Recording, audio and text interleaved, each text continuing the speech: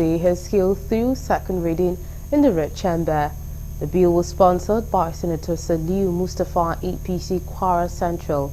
In his lead debate, Senator Saliu Mustafa said the bill, when passed into law, will provide a legal framework on the country's National Food or Grains Reserve Agency to function better than the way it is today.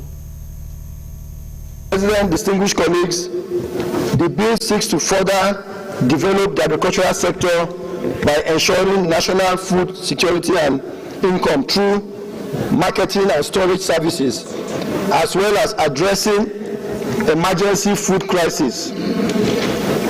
Mr. President, distinguished colleagues, the bill will also establish the National Food Reserve Agency for the purpose of implementing the National Food Reserve Policy, reducing post-harvest losses and providing food security for the nation. Many senators supported the bill and it was passed for the third reading. The need for having food reserve for the country. A country of over 200 million people cannot have self-sufficiency and food security without food reserve. And for that reason, the federal government saw it right and established the agency. We even have the agency in existence. President, distinguished senators, this agency, when established, is not only going to work by way of price stabilization, because the agency will be charged with the responsibility of buying up surplus with a view to storing it during the period of harvest. And when there is scarcity, the agency will now bring it out and sell it to the members of the public by way of subsidized price.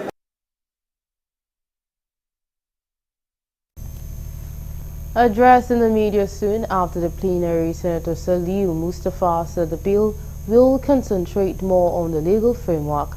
He said the law will make the government increase food preservation by buying grains from the local farmers for the agency to preserve. Senator Saliu Mustafa said Nigeria relies more on local farmers who primarily farm for feeding and take a little to the market to sell to solve their daily challenges. Meanwhile, the Nigerian Senate has expressed dissatisfaction with the reported allegations of involvement in drug deals by its Deputy Senate Leader, Oyinlola Ashiru. The upper legislative chamber took the decision on Tuesday after Ashiru moved a motion on an order of privilege. The ambiguous resolve of the Senate is that the menace of drug should be frontally confronted no matter the personality involved. The NDA has made unfounded allegations against me. These allegations are malicious and attempt to undermine my credibility as a senator and impede my ability to fully participate in parliamentary debate. The visibly angry president of the Senate, Godswill Akpabio, wondered why such a report should be out in the media when there is no formal invitation to the senator by the National Drug Law Enforcement Agency (NDLEA), describing Senator Ashiru as a respected gentleman and the principal officer. The Senate president said the allegation came as a surprise to him and other senators. He described the move to malign the Kwara South senator as an attempt to humiliate the Senate. Akpabio then announced a 6-member ad hoc committee headed by Senator Enyinnaya Abaribe to investigate the matter and report back in 1 week. The Senate President also charged the ad hoc committee to summon the leadership of NDLEA to appear before the Senate to justify the allegations. We recovered consignment of drugs from Senator Ashiru's house. And this is said to have happened in February last year, and it is only coming up now because we made contributions on the floor of the Senate. This is, we must, my dear colleagues, we must take this issue very seriously. because injury to one is injury to all, and we must call this agency to order. So it is my personal view that we should immediately set up an ad hoc committee to invite the NDLA and the rest of them, all those involved, to come and justify the allegations against Senator Ashiru. The House of Representatives has summoned the FCT Minister Nyesom Wike regarding the rising kidnappings and security challenges in the Federal Capital Territory. The Commissioner of Police, FCT Olatunji Disu, and the Director General of the State Security Service, Adeola Ajayi, have also been called to appear before the House Committees on FCT, Police Affairs and National Security. This action follows a motion of urgent public importance raised by Honorable Ismail Haruna. The lawmaker said the House is aware that it has been a tumultuous and scary situation for people living within the Capital Territory of the use of unregistered and unpainted taxis has further worsened the situation, providing an easy conduit for criminal activities within the capital city. Also aware that it has been a tumultuous and scary situation for people living within the Capital Territory of the use of unregistered and unpainted taxis has further worsened the situation, providing an easy conduit for criminal activities within the capital city. The House of Representatives passed for second reading a bill seeking to amend the 1999 Constitution of the Federal Republic of Nigeria as amended to create a new Oyo State with Oyo Town as its capital. The bill also proposes a name change for the remaining part of the current Oyo State to Ibadan State, with Ibadan as its capital. It further aims to define the local government areas for both new states and address related matters. Standing for the debate on the bill for an act to alter the Constitution of the Federal Republic of Nigeria 1999 as amended to create new Oyo State with Oyo Town as the capital city from Oyo State. Effect consequential change of the name of the remaining part of Oyo State to Ibadan State with Ibadan City as the capital city, and define for local government areas comprising the two states and for the matters.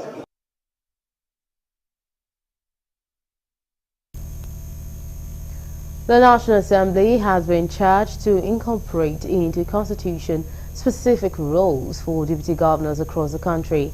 The National Chairman of the All Progressive Congress, Abdullahi Ganduje, gave the charge while declaring open the third annual conference of the Forum of Former Deputy Governors, which was held in Abuja on Tuesday.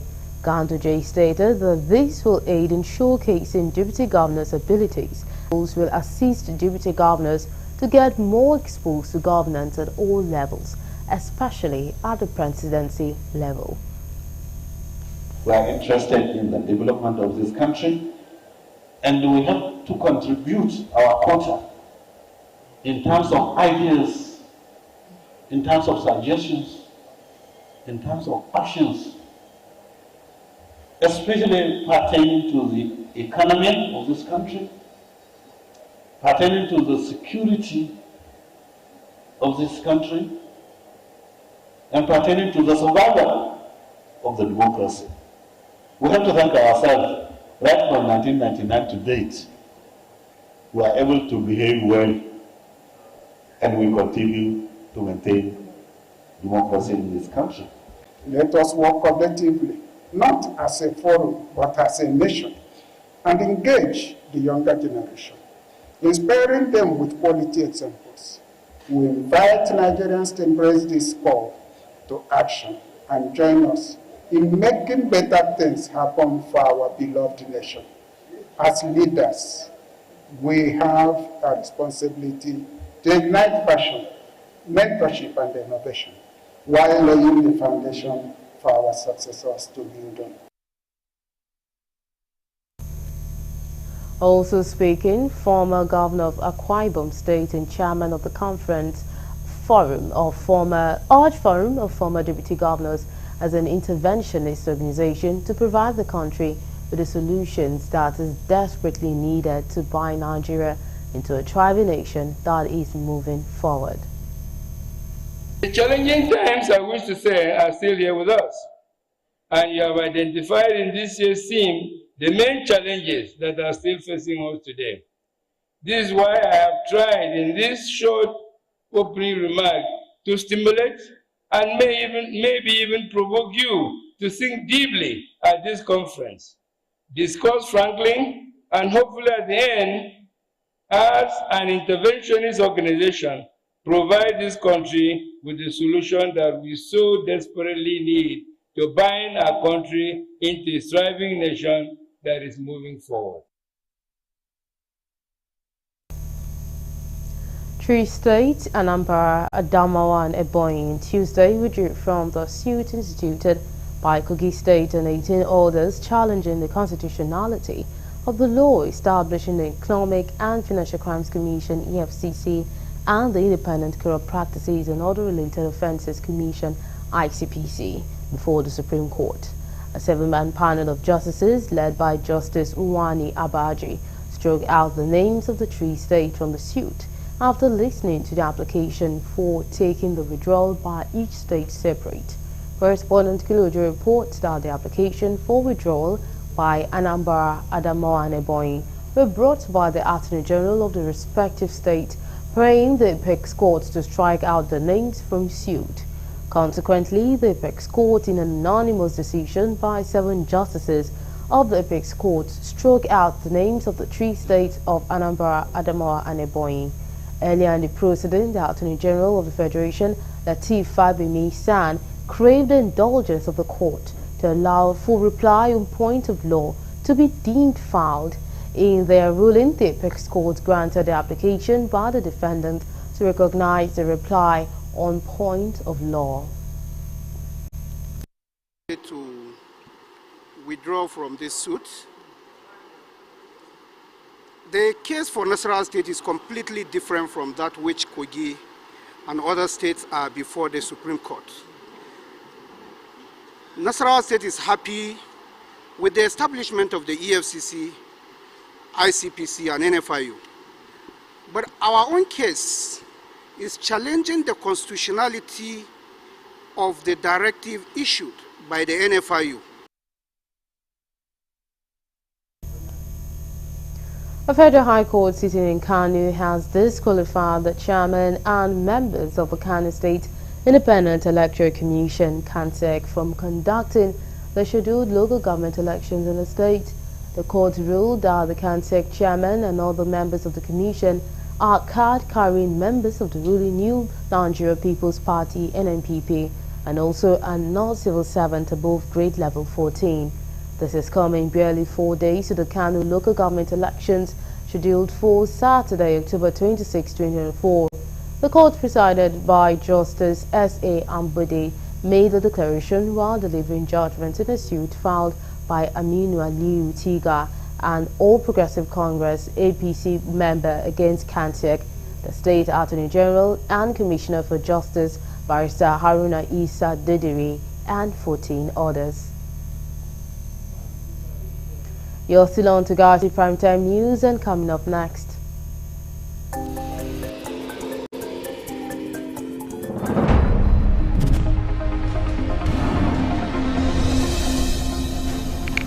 The former president, Olusegun Obasanjo, says the principle of regionalism is the root of Nigeria's problem.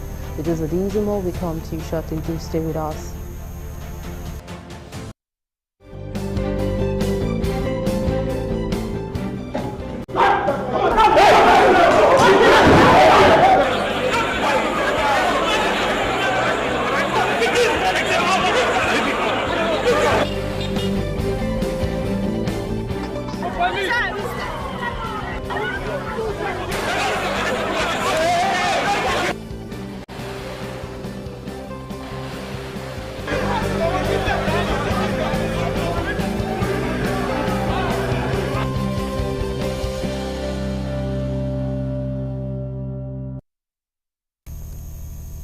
We're glad to have you back. Now for more updates and latest news, Please visit our website www.galaxytvonline.com. Connect with us on our X handle with Galaxy TV. Subscribe to our YouTube channel, youtube.com/GalaxyTV News. You can follow and interact with us on our Facebook page, facebook.com/GalaxyTV. Remember to follow and tag us on our Instagram page at Galaxy TV. Our social media platforms are user-friendly and can always accommodate your live updates and comments, as you can easily scan our IG QR code. A former member of the House of Representatives, Farouk Lawan, who was sentenced to 5 years imprisonment for demanding and accepting a $500,000 bribe, has regained his freedom. Lawan's conviction was upheld by the Supreme Court on January 26, 2024. He was found guilty of soliciting a $3 million bribe from Femi Otedola, a Nigerian billionaire oil tycoon, while serving as chairman of the House of Representatives ad hoc committee investigating fuel subsidy fraud in 2012. Former President Olusegun Obasanjo on Tuesday said the principle of regionalism has continued to plague the country, describing it as the root of Nigeria's problems.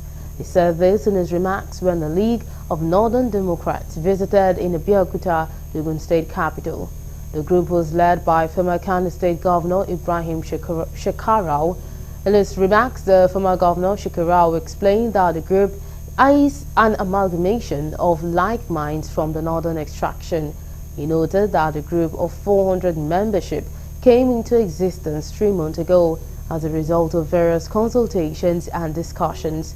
He said the group stands to influence political decisions and the process of recruiting leaders at all levels in Nigeria. And we should get together like minds. It's not partisan, because in the group you have representation of almost all the registered political parties in Nigeria. But we've always argued it is not necessarily about the political parties. It is about our existence as a nation. In his response, the former president noted that the principle of regionalism, which is adopted at independence, is still being craved today. The former president, however, expressed optimism in a better Nigeria, provided the right leadership is in place. Maybe the way you have gathered yourself together, maybe it's the right beginning, maybe not. I don't know. But I will say this to you. When you have a national league, I will receive you warmly. I will join you warmly.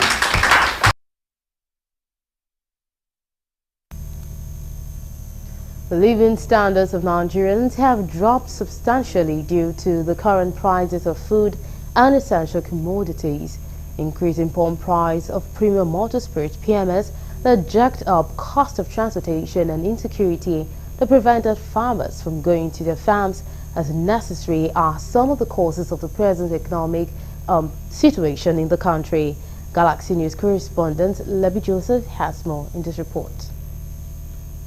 For an average family in Nigeria today, money used for housekeep for a whole month before could barely run the house for 3 days because of the high prices of foodstuffs and all other essential daily needs. What is happening in Nigeria now, from what I read, that is the way I look at it.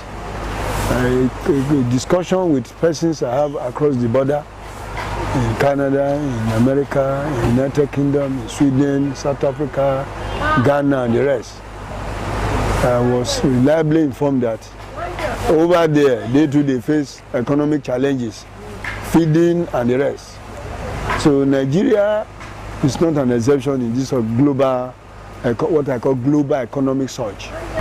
Before, I carry 10,000 go market. I buy tomatoes, pepper, onions, shombo, okra. I got this money. Now I carry 100,000 and 10,000. I go borrow money for motor come. Though the situation is a global phenomenon, the Nigerian government needs to look for a way to cushion the effect of the current global economic situation, either by empowering farmers or provision of subsidized transportation across the country. That if the government decides to be sharing, let's say, 100,000 to each person in this country, each citizen of this country or inhabitants of this country, the problem may not be solved. It will rather result in inflation. But if government can go to the extent of, say, encouraging Nigerians, encouraging the farmers to go into farming, the problem of food will be reduced gradually. Then giving them subsidized, what I call subsidized loan or affordable loan. Pepper is cost. It's cost way. So what do you think? That small bag before we buy 3,000, 3,500. Now I buy 50,000, 60,000. 50,000, 60,000? Yes, sir. Before 3,000? Before 3,000, 3,500. From Lagos, this is Lebi Joseph reporting for Galaxy TV News.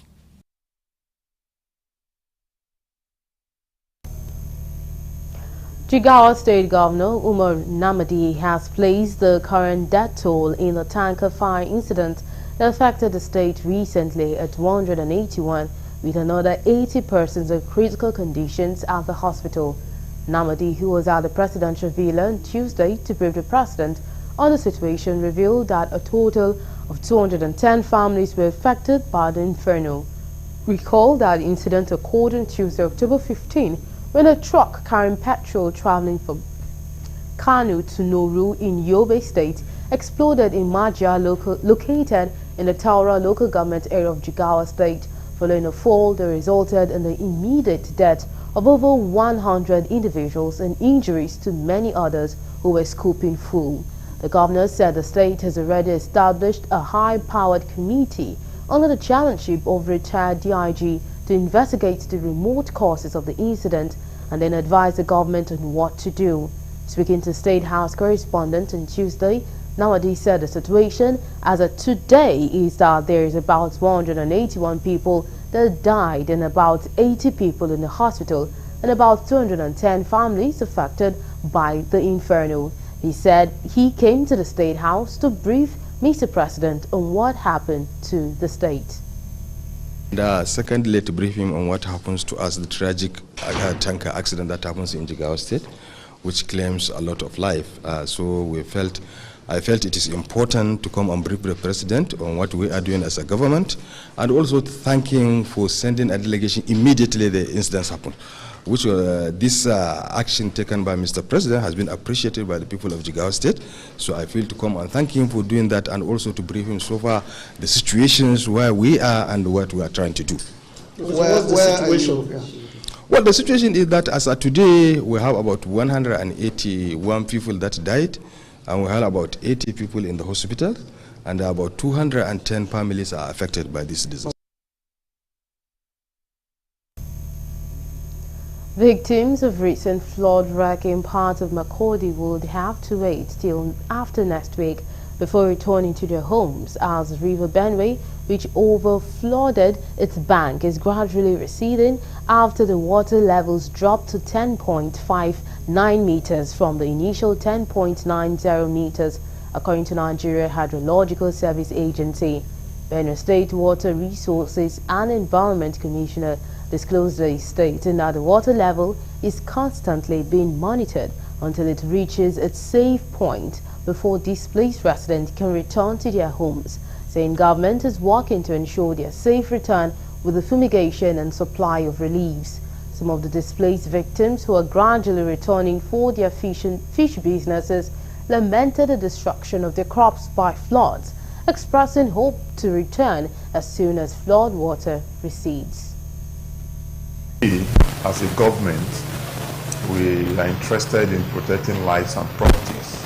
His Excellency put a team together to take a critical look at those people who are building on waterways. Those that don't have any proper documentation or any approval, I think we'll think of how to pull those structures down and allow water to have its free flow. The guy in the water discovered that there was nothing he could do about it, and he was already losing it. He came out. So we arrested him and took him to the station. Okay. I can estimate that what we have lost so far is close to 500,000. As it is in this fish, this thing that we used to have this fish. Our men used to go to this river and carry this fish. When this flood came out now, so this flood condemned people's houses, it condemned our farm, people's farm, it damages plenty things. And this flood now is condemning our farms.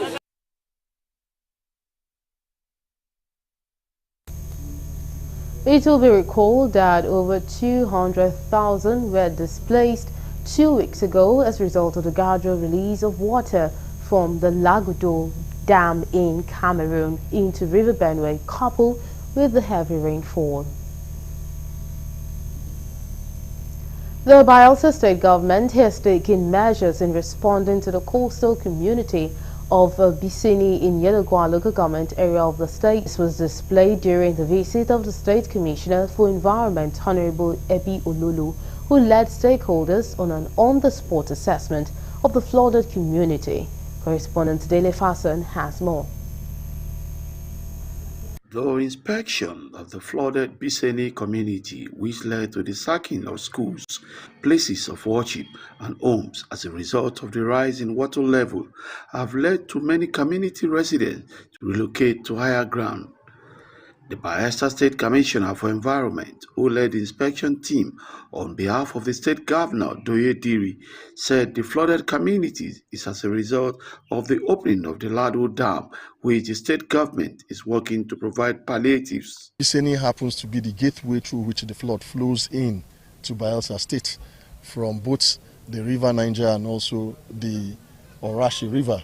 And that is why you see the level of devastation done by the floods. We have been to Uturama, we have been to Igbebri, we have also been to Choboro, Kilama, and also Akododno communities. Chairman of the Yenagua Local Government and Sanitation Task Force spoke on the challenges faced by displaced persons as a displaced farmer lament over destruction of crops and premature harvest. Some persons leaving their homes, packing out of their homes to look for higher grounds where they can put up makeshift accommodation to stay. So that comes with its own challenges. They will need insecticide-treated tents. They will need some level of support. So we'll work out something within the next week and get back. Should be able to arrest those that are instantly disposing waste that is causing all this internal displacement now. And as they get them arrested, the machinery to persecute them will be ready to ensure that justice is meted out for those people that have decided to cause us this. Has ravaged our communities. Based on the situation, we are forced to first harvest the fish without being matured enough. That is the situation we are going through now. The government to open up the canals so that water will not be in one place for a long time, so that the water can go straight to the ocean. Because here is very close to the ocean. Based on that, if these areas are open, the water will just go straight to the ocean and will not be affected so much as this. The Bayelsa State government must ensure that proactive measures are put in place as the water level continues to rise in safeguarding the lives and property of the people. From Bayelsa State, Dele Fason reporting for Galaxy TV News. A new Assistant Inspector General of Police has taken over the Zone 16 headquarters in Yenagua, the Bayelsa State capital. The IG Adebola Hazmat, an indigene of Ifelodun local government area of Kwara State, has served in different capacity in the Nigerian police force, with his recent assignment being the immediate past AIG in charge of counter-terrorism units of the Nigerian Police Force, Oyo State Command. In a statement by the Zonal Police Public Relations Officer, AIG Hamzat is a seasoned officer of repute and a distinguished fellow of the Defense College. According to him, the new AIG is a well-known investigator and intelligence professional whose operational experience and core intelligence abilities earned him commendable duty tours in the United Nations missions in Kosovo. The zonal PRO also called for full cooperation and support of the good people of Bielsa and River State to enable him bring to bear his extensive knowledge and proven skills in policing in line with the Inspector General of Police agenda. Operatives of the Rapid Response Squad RRS have arrested 2 suspects for being in possession of suspected human tongues in Lagos. The suspects Isa Abdullahi, male, age 30, and Abubakar Isa, male, age 32, were arrested in a taxi on Tuesday, October 15, 2004, during a routine stop and search on Otedola Bridge. Further investigations led the operatives to the arrest of another suspect from whom the parts were bought, Bolahan Temidayo, male, in Oyinbo Market, Lagos. Meanwhile, investigation is ongoing at the command headquarters, at the conclusion of which the suspects will be arraigned if found culpable. The Chief of Army Staff, Lieutenant General Tauri Lapajabi Odun, has flagged off the Nigerian Army Small Arms Championship 2024 at the Jajin Military Cantonment Range, Kaduna State. The Chief of Army Staff, who was represented by the Commander Training and Doctrine Command, Major General Kelvin Alipe, remarked that NASC goes beyond shooting competition. He described the championship as a holistic exercise of testing personnel's professionalism, discipline, and the ability to respond to a variety of security challenges, stressing that well-trained personnel forms the foundation of successful military operations. The representatives of the Chief of Army Staff also highlighted the importance of teamwork, urging participants to prioritize unity and collaboration, as these qualities are critical in handling complex security threats such as insurgency, terrorism, and violent extremism. He reaffirmed the Nigerian Army's unwavering loyalty to President Bola Ahmed Tinubu and the Constitution of the Federal Republic of Nigeria, pledging his commitment to safeguarding the nation's security and meeting future challenges. Peacekeeping operations or any other military engagement, the ability to deliver precise and decisive action on the battlefield is critical to achieving mission success. In addition to individual proficiency, this championship also emphasizes teamwork and unit cohesion. During the competition will be a testament of how well we have trained and prepared for the competition.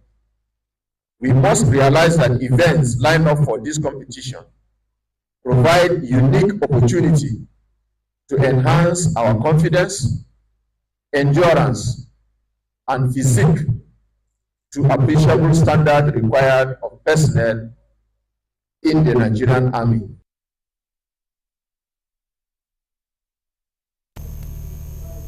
Bielsa State Governor Doidiri has expressed sadness over what he described as the allegation of alleged involvement of the military in crude oil theft in the Niger Delta. Governor Doidiri made this known when he received the joint monitoring team of the Defense Headquarters of Oil and Gas and the Government House in Yenagoa, the state capital. Correspondent Dele Fasan completes the story. The visit by the Joint Monitoring Team of the Defense Headquarters is part of the mandate of the Chief of Defense Staff, General Christopher Musa, in ensuring that crude oil theft is reduced to the barest minimum. Expressing his displeasure over the allegation of military involvement in oil theft, the Bayelsa State Governor, Doyediri, who assured the team of his support, said there will be no end to oil theft if security agencies are involved. Very sad and odyssey for us to see our own military. When those allegations are being bandied, I feel very bad. It's as if there is no end to these oil thefts and sabotage in our region. Because if the security forces that are supposed to work with the civilian authorities to bring this to an end are also involved in the oil theft, then there will be no end to it. On his path, the chairman of the Joint Monitoring Team, Major General Jamil Jimo, said he looks forward to partnering with the Bayelsa State Governor in reducing crude oil theft. We are delighted to see the progress made by His Excellency in infrastructure development, social welfare, environmental conservation, and safeguarding the oil and gas activities within Bayelsa State. Your Excellency, I would like to express our gratitude to you for your warm welcome and hospitality. The collaboration between the Bayelsa State government and the military will no doubt go a long way in curbing crude oil theft and all forms of criminality in Bayelsa territorial waters. From Bayelsa State, Dele Fason reporting for Galactic TV News.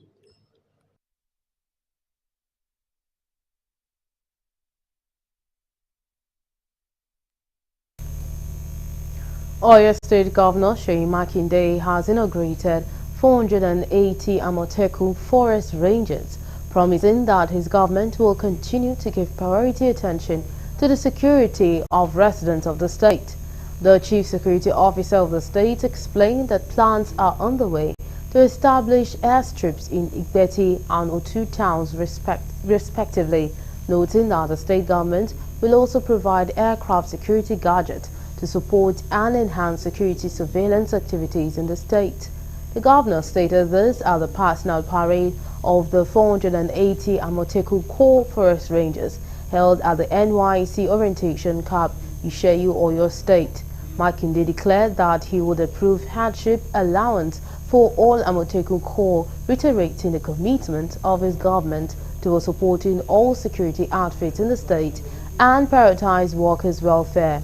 Earlier in his address, the Commandant Oyo State Security Network Agency, codenamed Amotekun Corps, Colonel Olayinka Olayanju, retired, said the recruitment of the Amotekun Forest Rangers was to challenge the governor's purse to him towards curbing crimes and criminals, using the forest as a shield. We will set up an arm of Amotekun that will use aircraft for surveillance activities. They will use drones, and we will set up 2 airstrips, one in Igbeti, along the local government area, and one in Otu. Kidnapping, banditry, and illegal mining in our forests.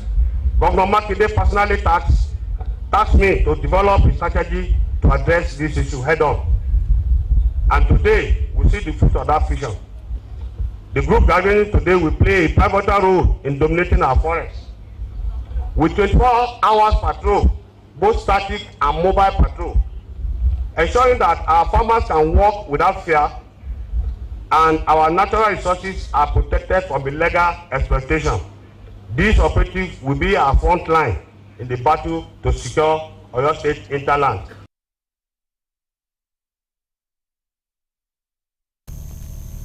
And I'll move over to the foreign desk for more news.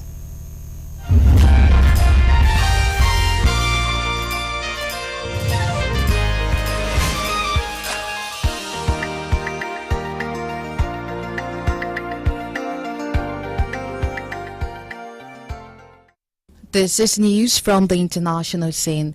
At least 13 people, including a child, have been killed in an Israeli airstrike near Lebanon's largest public hospital in southern Beirut, according to the Lebanese Health Ministry. Another 57 people were injured, 7 critically, when at least 3 buildings about 50 meters from Rafik Hariri University Hospital were destroyed in the Jannah neighborhood on Monday night. The Health Ministry said the attack, one of at least 13 reported across the capital, caused significant damage to the hospital. The Israeli military said it hit a Hezbollah terrorist target near the hospital without giving details and insisted that the facility was not hit or its operation affected. It also accused Hezbollah of systematically embedding its assets among the civilian population, an allegation the armed group has previously denied. The military has warned people to move away from several locations in southern Beirut about 15 minutes before the strike, but the area around the hospital was not among them. On Tuesday morning, rescuers searched the piles of broken concrete and twisted metal, some carrying shovels, others only with their bare hands at the site of the strike. 7 people have been arrested in occupied East Jerusalem on suspicion of planning an attack for Iran, the Israeli security services say. The second of such case in as many days.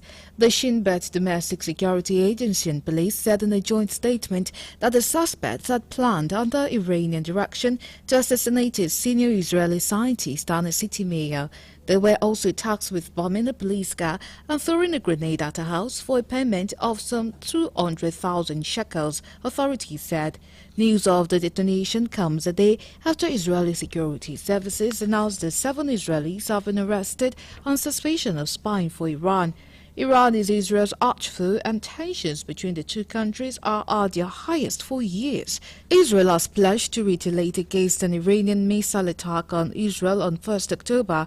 The statement said the group was led by a 23-year-old man who was allegedly being recruited as an Iranian operative. The leader is said to have recruited the 6 other suspects. China has held several major military drills off the coast of Taiwan since 2022, but the operations have intensified in the past year.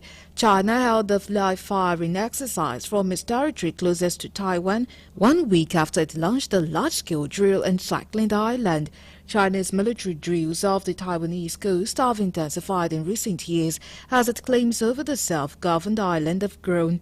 Beijing announced late on Monday that an area around Nishan, an island 105 kilometers from Taiwan, will be closed for drills for 4 hours from 9 a.m. local time on Tuesday. Taiwan's Premier Xu Shangtai said on Tuesday that China should not be conducting such exercises, given their threat to regional stability. No matter how large the scale of the drill is, they should not be frequent and close to Taiwan, he told reporters. This will only cause unnecessary tension. Although Taipei has called the drills routine, analysts believe China is likely sending a message given their proximity to Taiwan. Still on the international scene, Russia's embassy in Sudan has said it is investigating reports that a cargo plane with Russian crew was shot down in Darfur, a key battleground in the civil war between the army and the paramilitary Rapid Support Forces (RSF). The aircraft, identified as a Russian-made Ilyushin IL-76, was on a mission to deliver equipment and medicine to the army-held city of El Fasher. Military sources told Sudanese media. On Monday, the RSF said it took down a Russian-made plane flown by the Egyptian military that it accused of bombing civilians, though it was identified as an Antonov. Egypt denies accusation that it has been provided military support to Sudan's army during the 18-month conflict. The vicious struggle for power between the army and the RSF began in April 2023, leading to what the UN has called one of the world's worst humanitarian crises. Some estimates suggest up to 150,000 people have been killed since the war began last year, according to comments made in May by U.S. Special Envoy for Sudan, Tom Perriello. The UN estimates it has also forced more than 10 million people, about a fifth of the population, from their homes. Zambia's President Hakainde Hichilema has now sacked 3 top judges he previously suspended over alleged judicial misconduct, drawing further accusation of political interference in the judiciary. The 3 Constitutional Court judges presided over a presidential petition in 2016 in which they dismissed Hichilema's challenge against the election victory of former President Edgar Lungu. They also took part in a controversial ruling allowing Lungu to stand in the 2021 election, despite having twice served as Zambia's president. They also took part in a controversial ruling allowing Lungu to stand in the 2021 elections, despite having twice served as Zambia's president. Their dismissal comes after they lost a court application for a review of a judicial panel's decision recommending their suspension. On Sunday evening, a statement released by the presidency said they have been removed with immediate effect following a recommendation by the Judicial Complaints Commission (JCC). The removal of the judges is an exercise of the powers vested in the president under the Zambian constitution, it said. Lastly, on the international scene, thousands of people were out on the streets of Sydney on Tuesday, eager to see King Charles and Queen Camilla set against the iconic Opera House in the late afternoon sunlight. For Buckingham Palace, this was the ideal ending for the royal tour of Australia. The optics were positive. Despite a headline-grabbling protest in Canberra on Monday, the public mood on the ground in Sydney was supportive. But getting to this point with the successful completion of this trip ahead of a poignant goodbye will have come as a huge relief to the royal aides. Back in February, this tour looked unlikely to happen, with the king diagnosed with cancer and having treatment, but it stayed in the diary with modification on the advice of doctors. The duration of this visit has been shorter and the engagements have been arranged to avoid early starts and late finishes. And that's it from the international scene.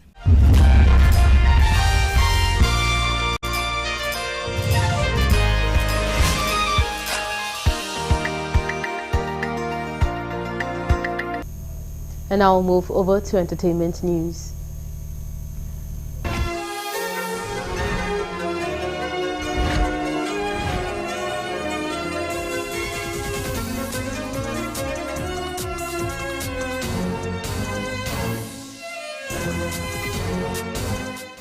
Welcome to Entertainment News. My name is Rose Blossom Mwe. Here are the stories on Entertainment News Desk for today. Popular activist Very Dark Man has called out the controversial musician Portable for allegedly assaulting a man at the just concluded celebration event in Lagos. It will be recalled that Portable and other celebrities performed at the celebration at an event held in memory of the music icon Fela. Very Dark Man revealed that Portable has allegedly taken a man into the restroom to assault him. According to the activist, the man is alleged to be a part of his record label. When they met each other at the event, Portable allegedly took him into the secluded restroom to reportedly assault him. He called for the singer's arrest as he urged the victim to reach out to him. Portable has replied to social media activist Very Dark Man over accusations of assaulting a man. Reacting to it, Portable in a video posted on his Instagram page told the activist to ask about him in Abuja, as he made him know that online madness is different from real-life madness. The controversial singer called for his fans and supporters to say no to raping and online bullying.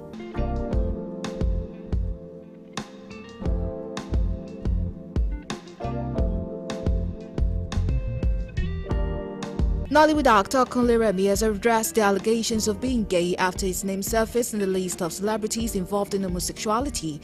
The accusations surfaced after a popular blog gist lover included Remi on the list of Nigerian celebrities allegedly involved in homosexual activities, a claim that has sparked widespread discussions online. The reports have generated mixed reactions, with some fans questioning Remi about the claims. As the conversation gained momentum, the actor chose to break his silence, taking to his Instagram page on Monday to respond.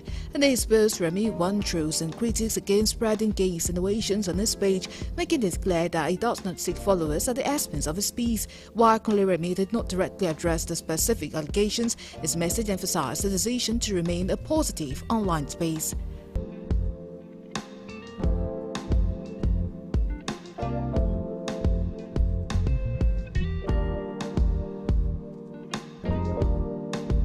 Veteran Hollywood actor Kanayo has joined many in bemoaning the hardship in the country. The veteran, via his Instagram page, shared a TikTok video of two dogs living a better lifestyle overseas. In the clip, the dogs, who were dressed in pajamas and sleeping in a luxury bed, were woken up by their owner.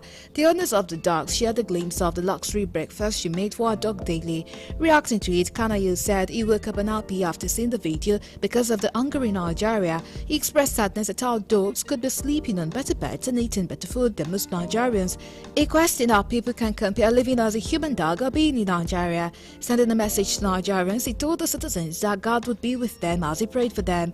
As the economy continues to go downhill, many celebrities have cried out over the economic hardship and prices of foodstuff.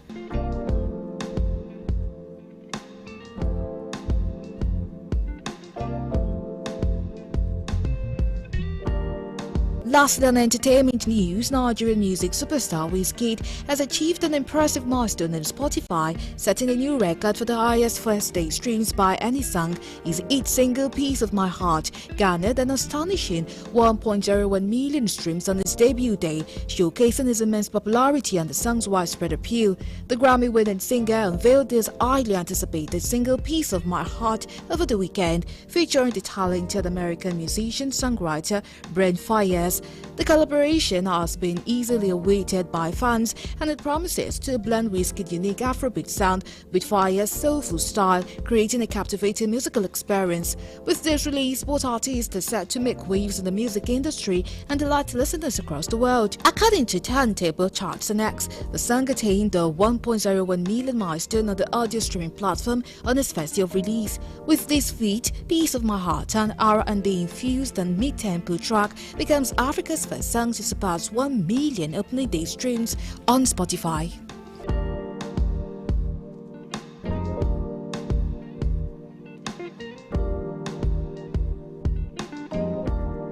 And that'll be all on entertainment news. Thank you so much for watching. My name is Rose Blossom Mwe. Bye for now.